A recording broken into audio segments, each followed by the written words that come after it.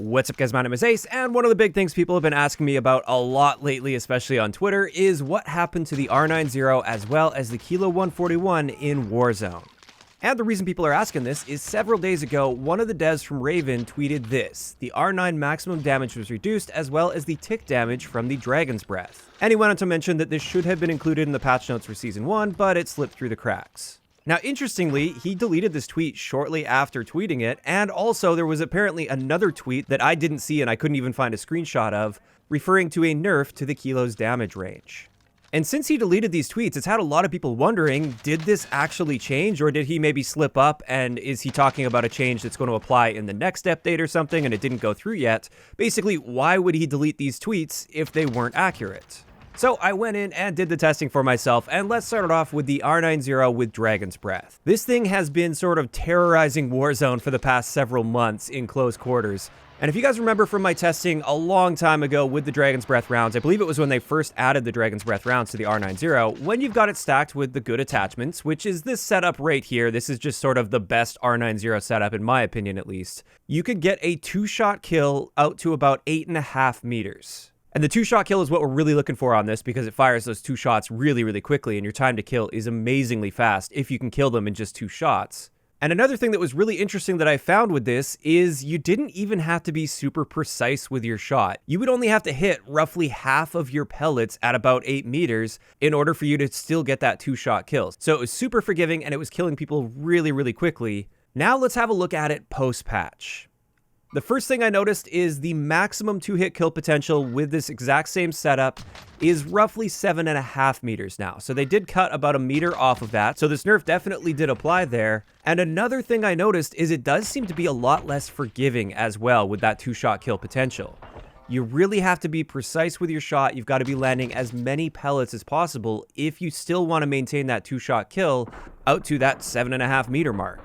So at least when it comes to that one, yes, it definitely received a nerf. I would say it's still a pretty powerful option for close quarter situations.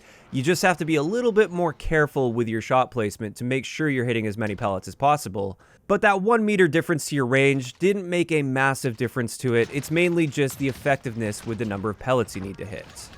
Now let's have a look at the Kilo. And with the Kilo, in that tweet that has since been deleted, he mentioned that the Warzone-specific range buff on the Kilo 141 was reduced.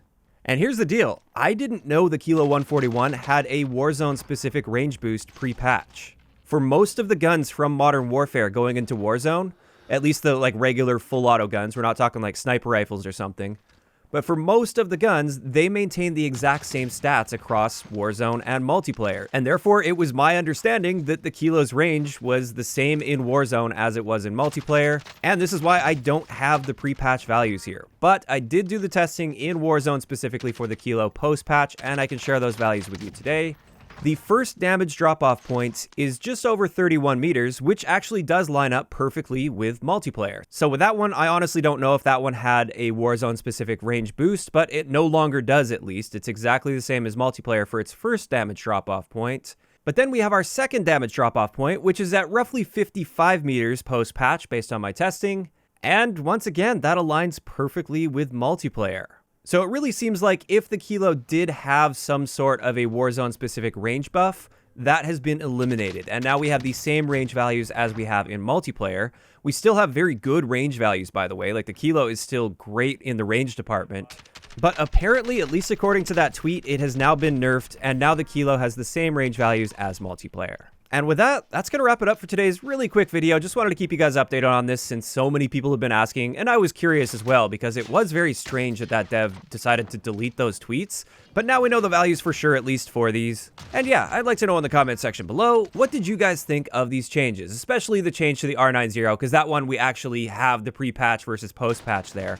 What do you think about the fact that its new 2-hit kill potential is a meter shorter than before, and also you have to be much more precise with your shots? Do you think it was enough of a nerf, or do you think it should be nerfed even more? Just let me know those thoughts in the comment section down below. If you enjoyed the video, a like rating is always appreciated, and don't forget to subscribe for more if you haven't already. I'll talk to you guys next time.